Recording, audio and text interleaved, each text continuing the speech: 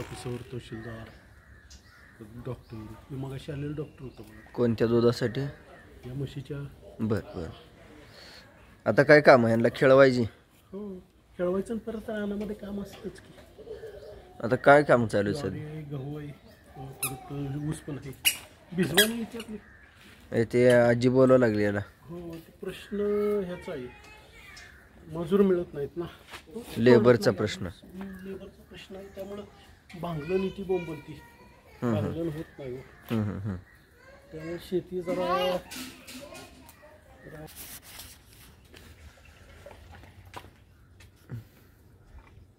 संपली का सुट्टी? नाही, गावाला गेले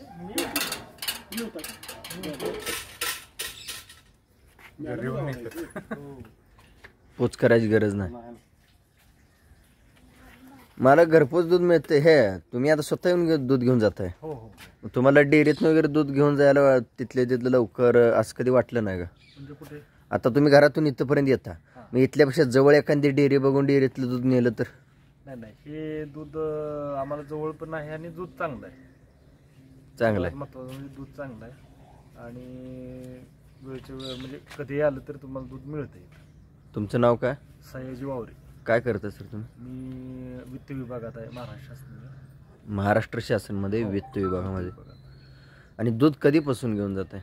आता साधारण 1 वर्ष झालं. काय रुपये दराने घेऊन जात आहे? दूध 70 रुपये आहे. मी नाही, माझ्या कुटुंबातले येतात, पण मी आज आता आलं. बरं. घरचे येतात दूध घ्यायला. दूध छान आहे.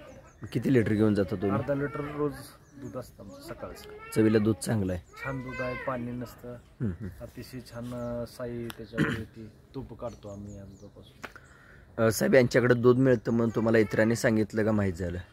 आमच्या बिल्डिंगमध्ये बरेच लोक घेतात, ते म्हणलं दूध चांगलं असतं. हां, तेव्हापासून आम्ही घेतो.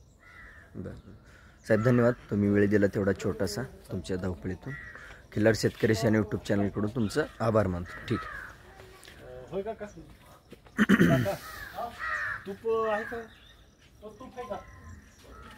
तुम्ही तूप सुद्धा घेता का?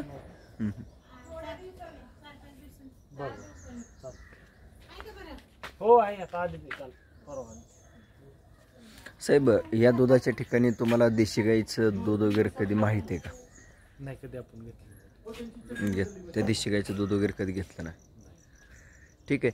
जरी वेळ आली किंवा तुम्हाला जर महत्त्व समजलं तर आवर्जून सुजय गायकवाड यांच्याकडे बातमी द्यायला विसरू नका.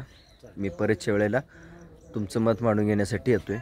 देशी गाईचं सुद्धा आपल्याला वाढवणं गरजेचं आहे, देशी गोवंश, आणि तुमच्या मार्फत किंवा सपोर्ट मिळणं खूप महत्त्वाचं आहे. ठीक आहे, धन्यवाद.